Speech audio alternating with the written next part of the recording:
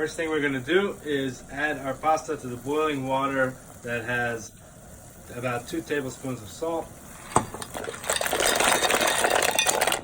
I'm using rigatoni. So as soon as you drop your pasta, we're gonna start our sauce. What I have there is a little anchovy paste and olive oil. We add our sausage that is out of the casing.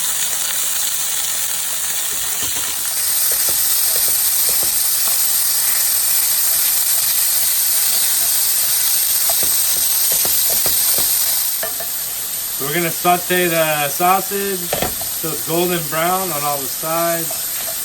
And then we're gonna add garlic. Okay, so our sausage is getting some nice color. So we're gonna add garlic. Get it just golden brown. After that, we're gonna hit it with white wine in a few minutes. Okay, so we don't want our garlic to burn, so we're gonna hit it with white wine. Let this reduce just about 2-3 minutes. And we're almost there. Our wine is now reduced. I'm gonna add lemon zest and half of the parsley. We'll keep the rest for the garnish. Just a couple minutes, not even, and then we're gonna dump the pasta. It's almost ready. So our pasta is ready. I'm using a spider strainer to get it out of the pot. The reason is because I want to use some of the water that the pasta has been cooking in, maybe to thicken the sauce after if I need to. So we have the pasta. Now immediately I'm going to add my pecorino romano, some butter, and a little bit of the pasta water.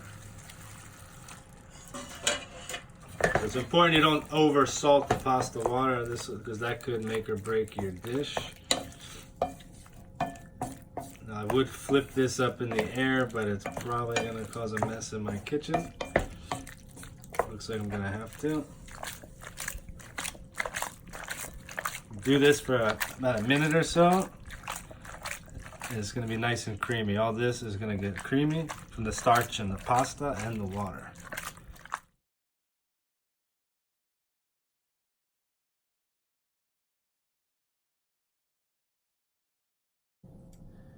That's basically it. It's very simple pasta. You start it from the time that the pasta goes in the water. It's only about 15 minutes max. Very flavorful, bright. One of my favorite pastas of all time.